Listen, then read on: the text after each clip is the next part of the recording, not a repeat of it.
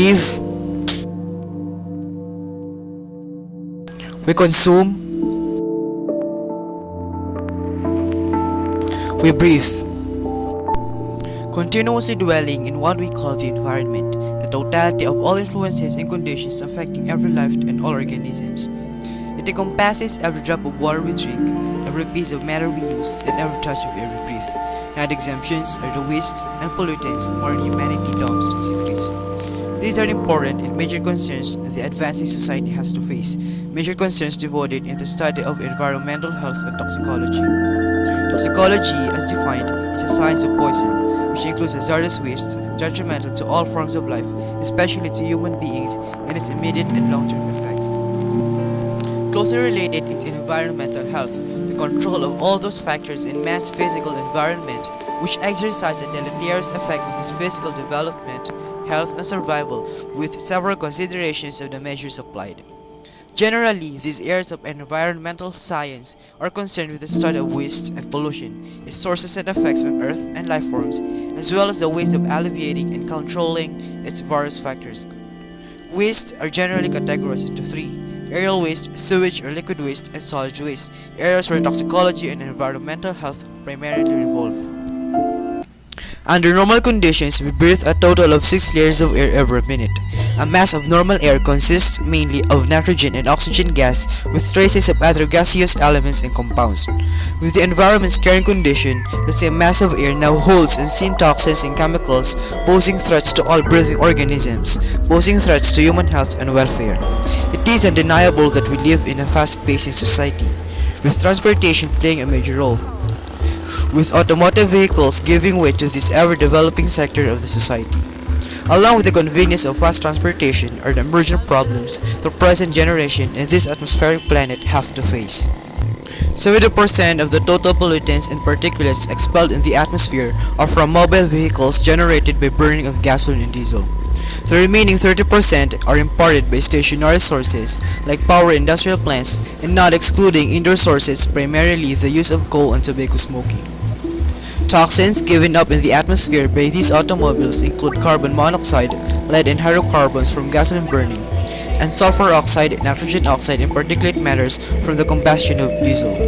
Reactions of these said toxins further releases deadly chemicals.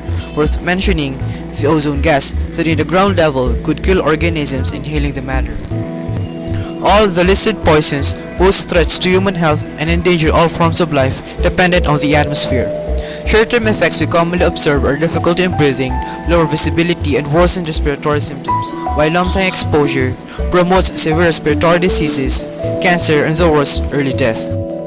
As humanity recognizes the worsening situation of the atmosphere, several laws and policies were implemented, and various concerns emerged, but a total recognition of the whole community is gravely needed for the full function of the responses to this unseen problem that is just around and above us. It is an integral part of our life to deal with chemicals and substances that we consider necessary for a better and more convenient life. It is too part of our life to dump and to dispose these substances and chemicals once used and consumed. However, do we mind disposing such material in proper places where they should go? Sources of chemicals could be the industrial sector consuming substances for manufacturing goods and providing services. Not going further, our own home, the community, is one of the greatest contributors of liquid waste, better known as sewage waste. In a typical community, this is how sewage waste are being managed. Household waste spilling out from houses and directly dripping into pools surrounding the outside community. Spilling waste then go here, taking several routes, making various turns, but still flows in miniature canals. This is a system specially designed to convey secreted toxins generated by individuals and groups. Seemingly, it appears well organized, but is it really worth praising the constructed system? Where does this system lead us? This is where substances and chemicals end up, in the river system, which is supposed to hold pure water and to support rich variety of life forms. Water contaminated with household waste has nowhere to go but into the sea, into the hydrosphere.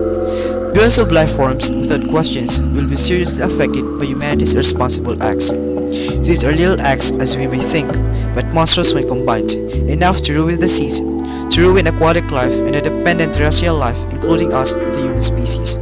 Toxins and waste travel from households, spilling in canals, flowing in rivers, finally ending up in the sea, and most probably going back to us. The most common form of waste is a solid waste, and probably the one we are most aware of. Solid waste has been undoubtedly part and will always be part of the total environment. Solid waste holds a very wide range, from household to industrial products, and from common garbage to radioactive materials.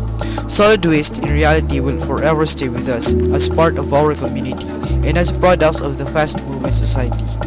What we can do is its proper management and handling. Solid waste should not stay long in any active and particularly confined community, and the incidence of which would surely create tremendous problems to the environment and to human health. However, is it enough to have our garbage collected and have it transported away from our community? This is a sample of a designated dump site, where wastes are all taken and all end up.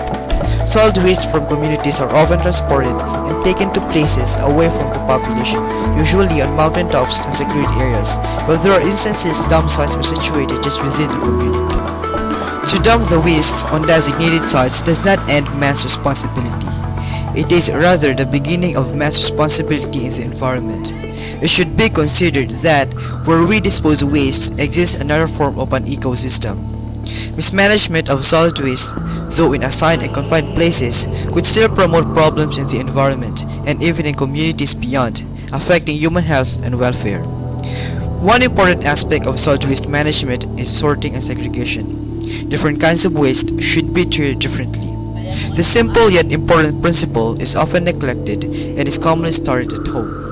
This is another proof of how principles of responsible waste management are often violated. Just another proof that responsible waste handling should be practiced not just by one, but by all.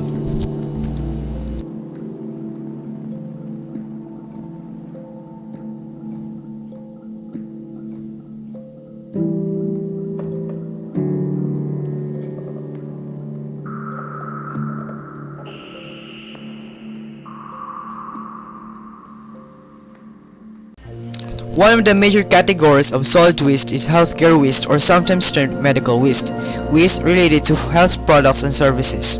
Healthcare wastes are generated by the diagnosis, treatment, or immunization of human beings and animals. It may also be produced by researches pertaining to the said activities. The production of health products, as well as some minor sources that could be small clinics and cosmetic centers. Sources of healthcare waste are hospitals, clinics, laboratories, and research centers, drug manufacturing companies, and autopsy centers.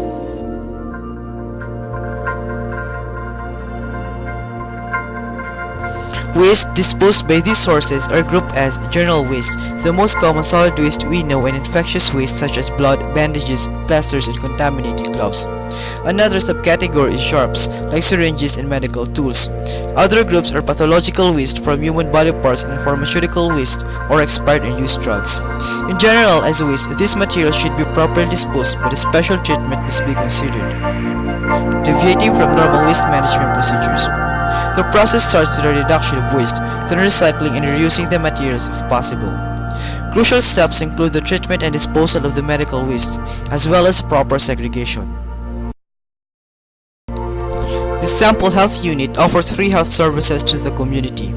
A part of the institution's goal of providing good health is the appropriate handling of its healthcare waste that really needs serious attention. In this facility, medical waste are temporarily stored and kept. Storage should be carefully done with proper and complete sealing. After some time of storage, the waste are collected and are disposed to a common area designated by the authority. The disposal itself is very rigorous, each type of waste dumped and managed differently. If not properly managed and secured, healthcare waste can pose threats to human health and the environment. This could be chemical hazards, physical hazards like radiation, and biological hazards induced by infectious organisms and transmitting organic materials. An interview with a sanitary engineer revealed some consequences of having contact with improperly disposed medical waste.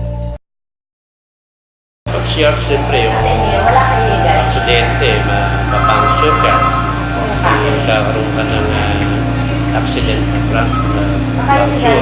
Ngayon, yung hindi yan contaminated, kung mayroong ginamit sa may infectious disease, yan kamukha ng HEPA-B, pwede ka mag-transfer sa'yo. Kung mayroong AIDS yung lumapit, pwede magkaroon ng AIDS. Ganun. It is, therefore, very crucial to have the medical waste strictly managed and disposed for the welfare of the community. Generally, toxicology and environmental health try to give the people knowledge about waste and pollution that further lead us to the formulation of solutions and ways of protecting the community and the physical environment. Similarly, it is humanity's task to do all things possible to manage what was dumped and secreted, to help protect nature and life. And so, we continuously dwell in what we call the environment, and we continue to breathe, to consume, and to live.